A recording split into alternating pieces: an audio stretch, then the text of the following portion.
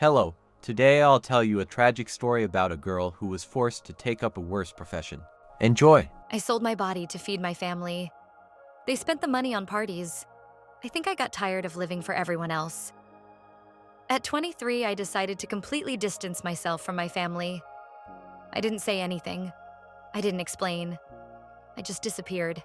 This already tells me everything I need to know.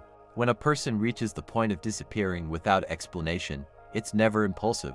That decision is usually made long before the action happens. Silence like this is not weakness. It's exhaustion. Since I was a teenager, I had to take on a role that was never mine. My father was absent, and we never got support from his side of the family. As the oldest sister, the responsibility of taking care of my mom and siblings fell on me. There was no choice. It was either that or watch them fall apart. This is forced adulthood, not responsibility chosen, responsibility imposed. When a system collapses, the strongest person becomes the foundation. But foundations are meant to hold structures, not be thanked by them. That's the first quiet trap. Out of necessity and my own survival, I ended up working as an escort.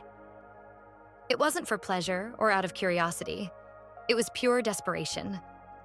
What I earned covered food, bills, school supplies, clothes, everything. And I also had to survive. Eat, pay rent, stay afloat.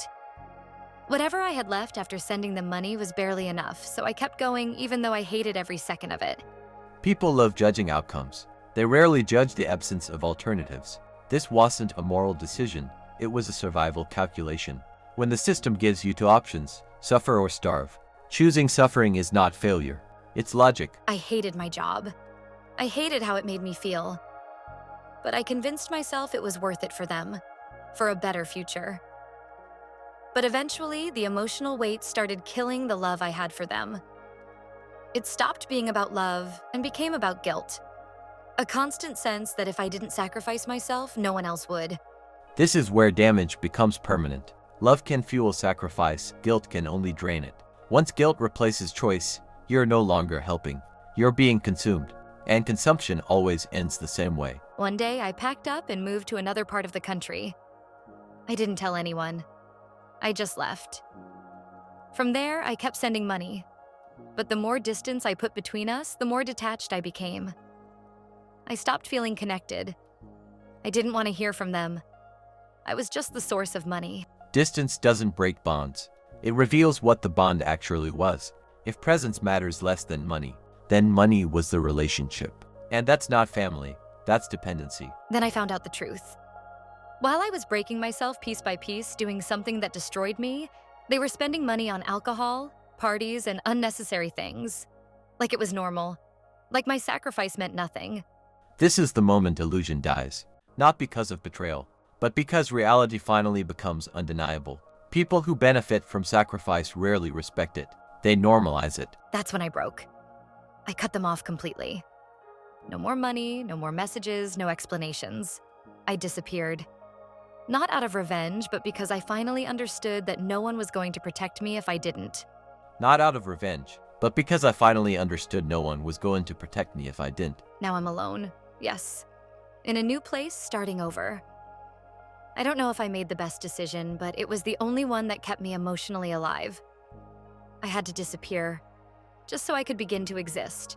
Sometimes the correct decision doesn't feel right. It feels quiet, empty, lonely, but peace after chaos always feels strange. Because for the first time, you're no longer being used. And the second story. I hate my child. I have a 5-year-old son. I hate him. I can't stand being around him. This sentence alone would make most people instantly judge you. But raw thoughts aren't moral statements, they're signals. When someone says this, it doesn't mean they hate their child. It means they are mentally exhausted beyond their limit. Everything is a problem, no matter what you do for him. He has given everything he could possibly want without trying to turn him into a spoilt brat at the same time. When he's nice and happy, he gets pretty much anything he asks for, within reason. When he's nasty, rude, etc., he gets nothing. But this doesn't seem to have any effect on him. He's just nasty no matter what. This is where frustration turns into helplessness. You're describing a system where effort brings zero return. That breaks adults, not because they're weak, but because the brain needs cause and effect to stay sane. He mocks me, shouts, screams, kicks off, whinges constantly, even with promises of ice cream, nice days out, etc. if he behaves. He hits his dad, breaks things, throws temper tantrums in public, ridiculously bossy to everyone, especially his 5-year-old cousin. This behavior isn't personal. Children don't attack parents out of cruelty. They test boundaries and control. The issue isn't that he's bad. The issue is that he has learned chaos gives him power. We've come away for 2 nights to join family who are on holiday, and we planned some lovely things. But we've ended up leaving them to go do their fun things, and we've come back to the apartment because of our son. We've come back and I've just shut myself in the bedroom and cried. How did we end up with such a horrible child? What did I do? We went on a taxi boat ride. He whinged the whole time because he was hungry, but he didn't eat much of his breakfast out of choice. We walked about 10 minutes after, and he just cried and cried and cried because his legs were tired. He wanted ice cream, he wanted food, he wanted to be carried, and on and on. He was promised the park to run around with his cousin, ice cream, food, drinks, playing, and he ruined the whole thing for no reason. I'm done. This is the breaking point moment. Not anger, grief. You're mourning the life you imagined and realizing it doesn't exist right now. That realization hurts more than any tantrum. I've had enough. I'm done. I don't want to go anywhere with him again. Don't want to take him anywhere nice. Don't want to treat him to nice things. I don't want to take him to other kids' birthday parties because he finds a way to ruin it. I don't want to take him swimming because he complains about something even when it's his idea. I don't want to take him to the park or on a bike ride. I don't even want to look at him. I'm done being nice when we get nothing good back. This is misplaced responsibility. Parents often assume behavior equals failure, but children aren't mirrors, they're unfinished systems. Blame doesn't fix systems. Structure does. Edit. I want to just make it clear that I do not hate my child. I posted this rant in a moment of frustration and after sitting in my bedroom crying. I may hate his behaviors when he is being difficult, but I love my son to pieces and show him as much love and patience as I can. Thank you everyone for your comments. I appreciate everyone's input and it's given me a new outlook on the situation. I appreciate everyone's messages of understanding, knowing I'm not alone in my parent struggles.